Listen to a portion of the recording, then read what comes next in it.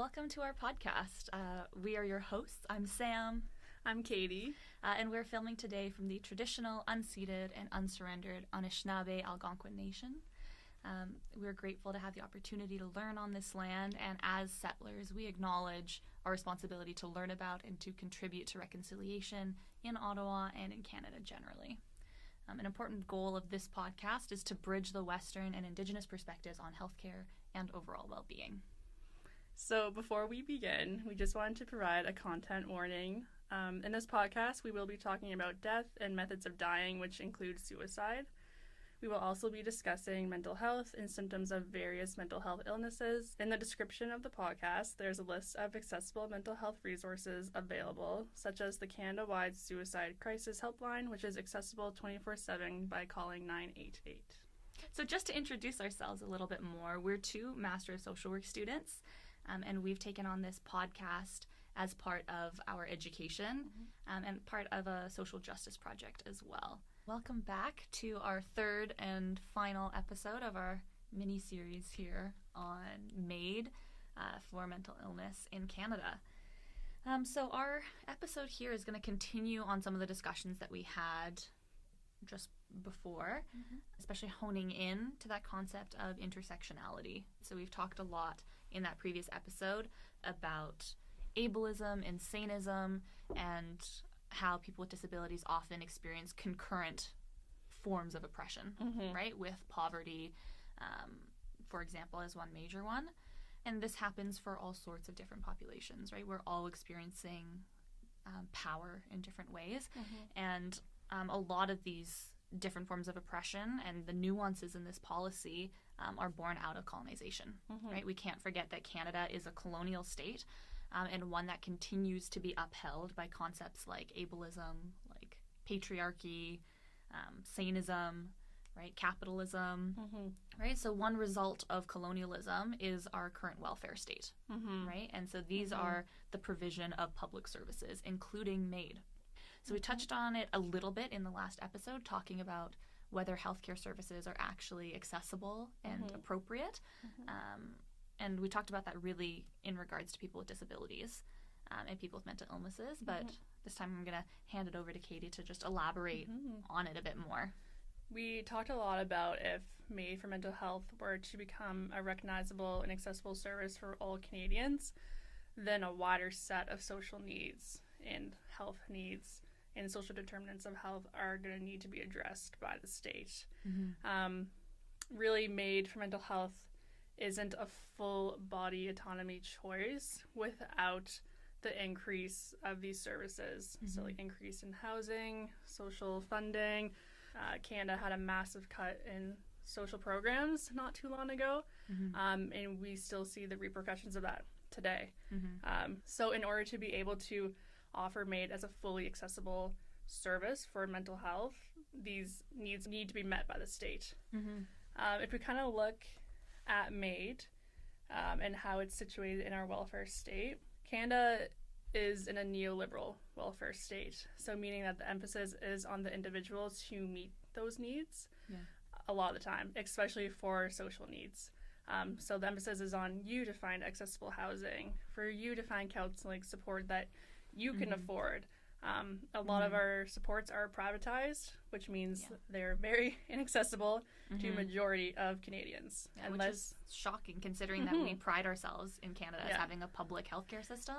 A lot of what's available isn't actually public. Exactly. So if you don't hold a job, if you don't have benefits, you can't access a lot of those services that are offered in Canada. So if we look at MAiD in this context of a neoliberal welfare state, MAiD for mental health suggests that if an individual is unable to receive adequate mental health support within their household, so within like your family environment, if they cannot afford it in private healthcare or private services, and then they cannot access it in community resources, so like community-based mental health programs, then they go to the state for support. And when they go to the state for support, what that looks like right now is them offering a way for you to end your life.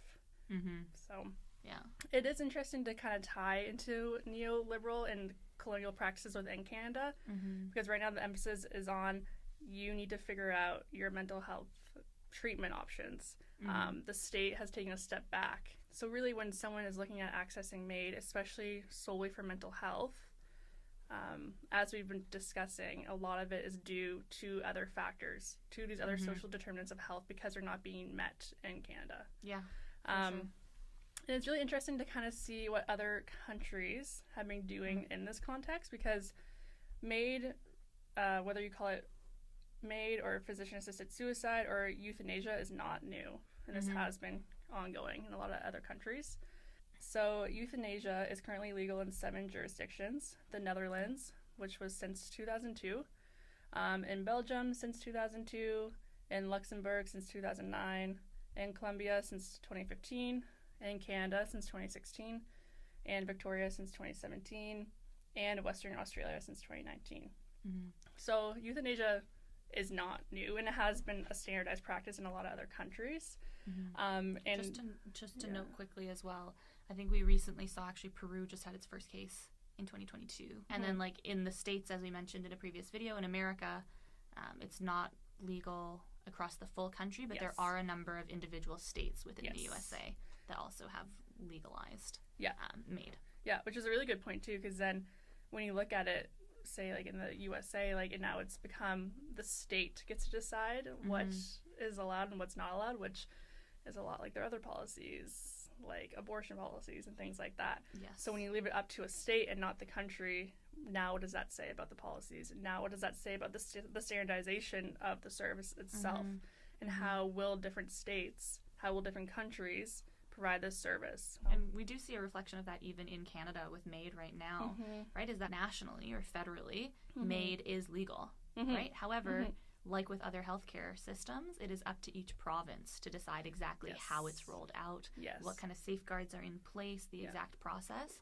So it is easy, I think, and common for us to look at the states and say, oh, they're doing everything state by state. But Canada also, while it is federally issued, it's still up to each province and territory to decide exactly how it gets rolled out. Exactly. Like there are certain provinces that aren't going to allow the self-administration of MAiD. So one option to fully complete MAiD is to be able to orally self-administer a drug on your own terms in the comfort of your home.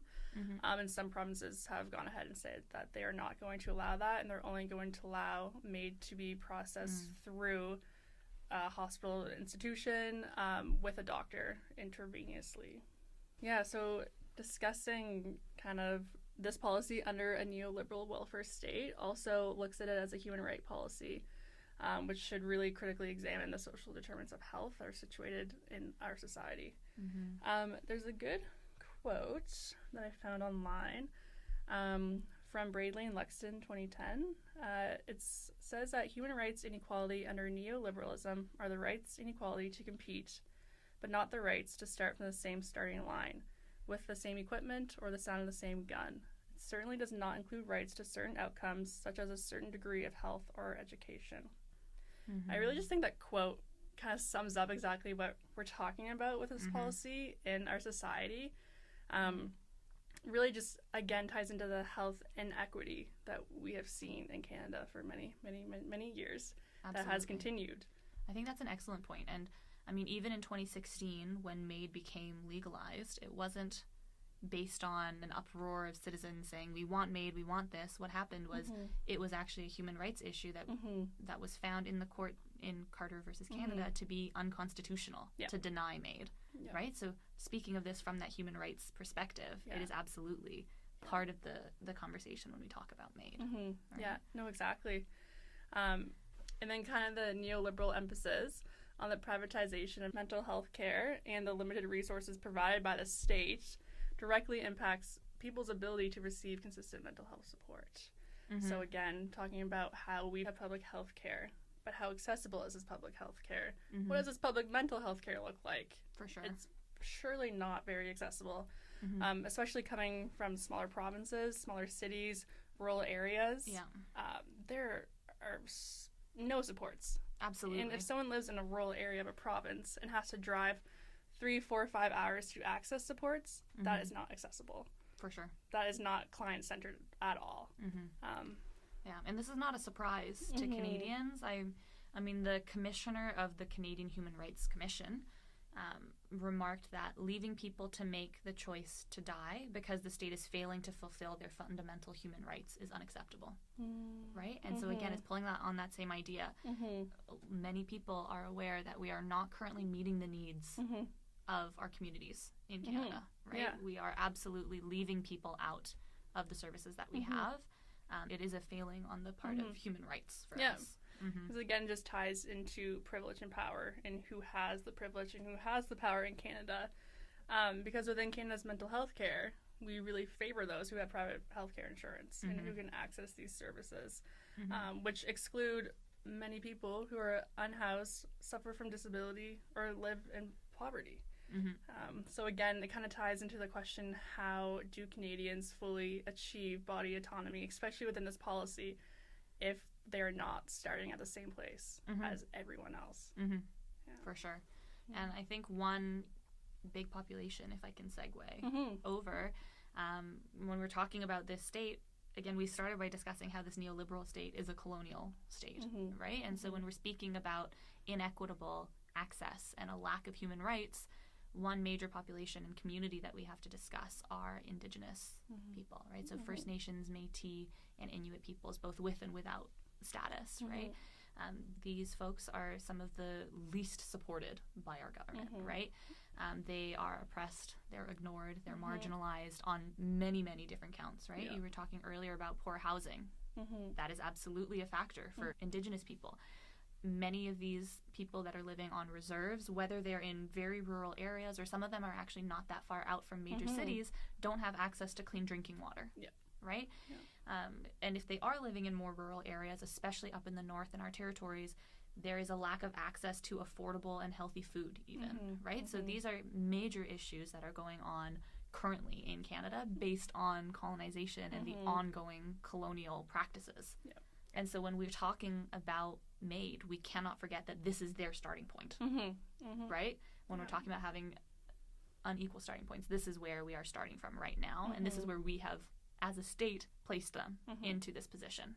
And when we're talking about Indigenous people, we can't forget about like the history of residential schools, systemic racism in hospital settings, right? Like forced sterilization, for example.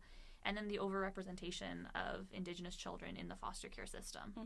All of these reasons, along with their lack of human rights access, right, give them a very good reason not to trust our state. When it comes to things like MAiD, when it comes to things like healthcare, they have been shown that we will not show up for them. We are not going to give them access to care, right? And so when we discuss MAiD, and earlier we were talking about MAiD as it applies to people with disabilities and how it relates to eugenics and trying to basically rid ourselves of different populations, right? We have done that before with Indigenous people. And so we have to be incredibly careful with the way that we are applying MAiD policies, the way that we're talking about MAiD, because it will affect Indigenous communities in a different way than it's affecting the settlers in this country. Yeah, exactly. And again, with privilege and power in Canada, many people who think about people who access physician-assisted deaths might assume that it's older, privileged people who are near the end of their lives wanting to access this service, which is not the truth. It is a range of people from different groups, different races, different gender identities. Like, it's not just this one colonial white view of people wanting to access MAiD. And I think when people forget about that, it kind of leaves the door closed on these other groups who are also going to want to access MAiD. And what does that mean for them, like what you were just saying? Yeah, absolutely, right? We talked about it a little bit in our last episode about suicidal ideation, right? And the fact that Indigenous men are one of the populations where we see suicide the most, right? And so what does it mean to be legalizing and offering MAiD if we aren't addressing the problem of suicide in our country? And if we aren't, when we apply MAiD, we're not also amping up and talking about suicide prevention and education and accessibility of suicide prevention efforts at the same time, right? That will disproportionately affect the community. So I think that's a great point. On the other flip side of that, when we think about who is actually providing MAiD, there are also Indigenous people that are providing MAiD, especially if we think about these northern and rural communities, right? You have Indigenous nurse practitioners, for example, right? I was reading one book chapter here. And I think, again, it's important to note that Katie and I, neither of us are Indigenous people, right? We are coming at this from the perspective of settlers, trying hard to find information about Indigenous perspectives on MAiD, and it's really lacking, right? So we're doing our best to find readings, find sources from Indigenous people, from their health authorities, from their knowledge keepers and elders, and it's hard to navigate this information, right? But I did find one, if I can find it, about how many MAiD authorized nurse practitioners in rural and northern communities are Indigenous. And so this places an extra pressure on them because Indigenous perspectives on death are very different than Western perspectives on death. Indigenous communities see life and death as, like, from my understanding, from what I've read, as like a spirit that is having a human experience. So when Indigenous people die, this isn't the end of a spirit's life. They continue onward into a different experience, moving into a different place, returning to their creator, however we think of it, right? And so Indigenous MAiD providers and assessors can face backlash from their workplace for refusing to participate in MAiD provision because in those rural areas there are so few people that are able to provide that service, right? So they may be receiving pressure to provide it even if it's against their morals, right? Which is fine because we have healthcare providers should have the ability to conscientiously object to providing MAiD. And so if they do decide to take that option, they may receive backlash. If they do decide to perform and provide MAiD, they may also receive backlash from their community members for taking a life and for participating in something that might not be aligned with their community's values. Right. So there's that kind of double oppression and pressure that they might be facing, right? And we can't kind of ignore the impact that that might have on healthcare providers. And when you talked about how Indigenous perspectives view dying, kind of made me think about how a lot in the research and the news articles about MAiD, you'll see dying with dignity come up, and it is a term used across a lot of news outlets. And then it just makes me question who's determining if your death is dignified and whose opinion is kind of held more in that context. So again, really just tying into the privilege and the power and like who is it? Is it the government of Canada that gets to decide that you've now died with dignity? I saw a news article that said people who access MAiD for mental health are taking the easy way out. So it's just like kind of like trying to like battle those opposing views of like what is dignified death and how we encompassed any Indigenous perspectives within this policy that is on the government of Canada's website. Yeah, absolutely. That's a major concern, I think, is how much involvement, right, have Indigenous communities had with this policy. And in our research, very, very little, right? They have not been appropriately consulted in any meaningful way. And that's even just talking about consultation, never mind development, right? Like when we're talking about consultation, at that point, it's already a little too late, right? They should have been involved from the beginning in this process. According to like our Truth and Reconciliation calls to action from the Truth and Reconciliation Commission, Indigenous communities need to be considered and consulted, right, in these matters that affect their health outcomes. And that also applies to treaties as well, that Indigenous people have the right to be involved at every phase of these discussions. And yet we read that there was only one roundtable discussion that was specifically focused on including Indigenous perspectives.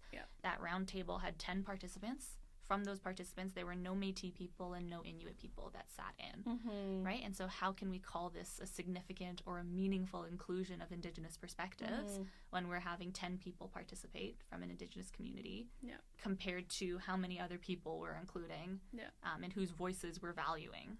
Now we're starting to incorporate, the government is starting to incorporate more pathways for Indigenous people to be involved, and that's part of the work that they're doing, hopefully, between now and 2027. But I did read from that same article or same book chapter that I mentioned earlier, issues that have been flagged by Indigenous people have then largely been shelved, right? So they've been brought up and then largely the government ignores them with the ongoing review of legislation that's going on right now. So one of those issues is noting the lack of data on Indigenous contexts, right? And saying we don't actually know what MAiD would look like for people on reserve, for people in rural communities. And then our government is making relatively non-committal statements of the need to, at some point, engage in more consultation. Right? So they're saying, oh, yes, this is an issue. We recognize it's an issue. We should deal with that. Sounds like the government. Right? Right? So deal with it. Yeah, exactly. Right? Yeah. According to these treaties, you have to. Yeah, and it makes me think about those provinces who have already said that we're not going to allow oral self-administration of this substance to lead to your death.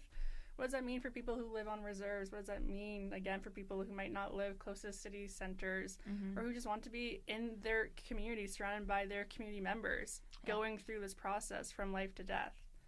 Again, like trying to incorporate the Indigenous perspectives and the lack of it that we've seen through these policies, through these safeguards, through these eligibility criteria. Yeah.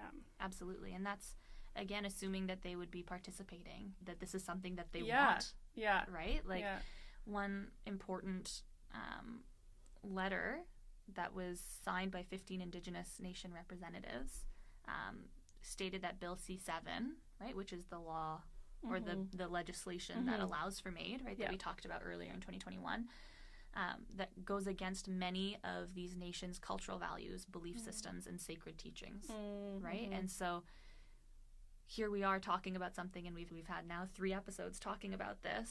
Is this something that Indigenous communities in Canada want? Exactly. Is this how they're rolling it out, right? We haven't been able to get enough information from communities, and we can't speak to that at all, right? We can only speak to what we've heard and are finding from Indigenous communities, which is very difficult to find at the moment. Yeah.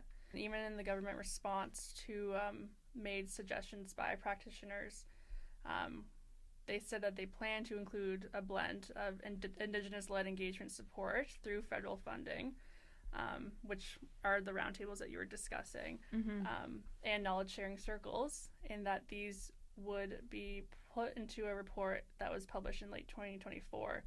Well, here we are in late 2024, and I haven't found this report.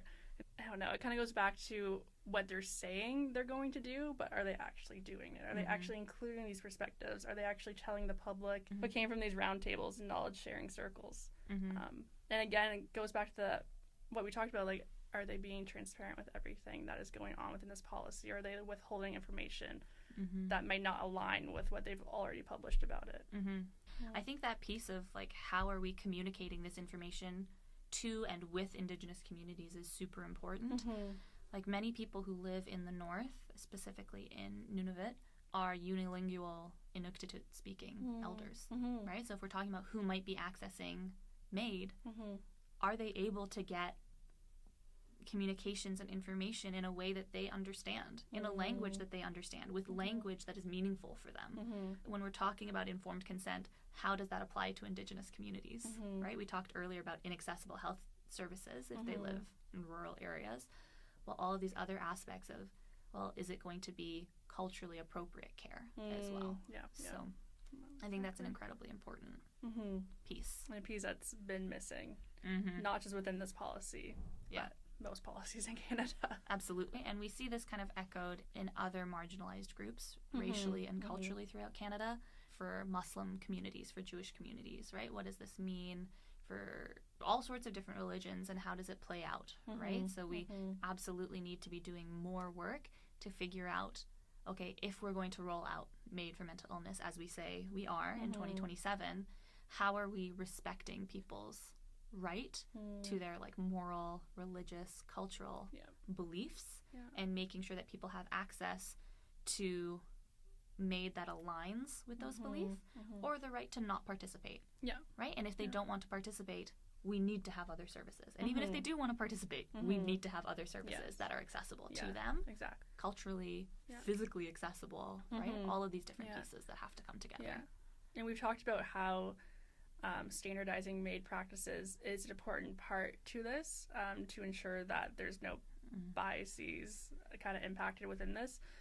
But by doing that, we also recognize that that is a colonial practice, and that standardizing MAiD in this way is not going to encompass a lot of what you were just talking about, a lot of, like, cultural views and how individual people want that to go. Like, whether they decide they want to access MAiD and how they want that to look is really, really important. Absolutely. And if we do a standardization, does that just get rid of what people who actually want MAiD want in those scenarios? Mm-hmm. So. Yeah, and the research behind that standardization, where are we pulling that data from? In what types of methodologies, what types of populations are we working with, right? Are we including Indigenous perspectives and Indigenous ways of knowing in collecting the information that will lead to standardization, if that's the way that we go? Because right now, it really is a values-based, case-by-case nature, which is incredibly important, and it will need to stay case-by-case because each individual has such a different circumstance, right, and understanding of their suffering and their life and their goals, right? However, how do we move towards creating a set of guidelines that will support our healthcare workers and then, in turn into better quality treatment, better quality services for people of all different backgrounds and intersecting identities. Yeah, exactly. Yeah. So then kind of moving forward, if you remember in our very first episode, we discussed that this is part of our education as social work students. Yeah. And one massive part of that means this is tied into social justice for us. Having these discussions about who is being affected by this policy that's coming out, hopefully at some point there will be more clarity, right? And so our goal in having this podcast was to educate ourselves, to hopefully help share this information with other communities and to bring light to areas that have been left out of this discussion. Yeah. So therefore, we want to finish off our little mini-series here on MAiD by talking about some suggestions and some ways that we might be able to move forward now. So if we're talking about specific practice suggestions, right, whether it's for future social workers like we are, other people currently working in healthcare, anybody that might interact with or come into contact with somebody who is interested in learning more about MAiD or accessing MAiD. One of the first ones is to get comfortable with ambiguity. MAiD, like we just discussed, is incredibly case-by-case in its nature, right? Everybody is bringing their own views to the situation, their own life experiences that are leading them up to this point, and there will not be a black and white answer of, yes, MAiD is correct for everybody, MAiD is not okay for everybody, right? So learning to sit in that discomfort and engage with clients and community members in that gray area.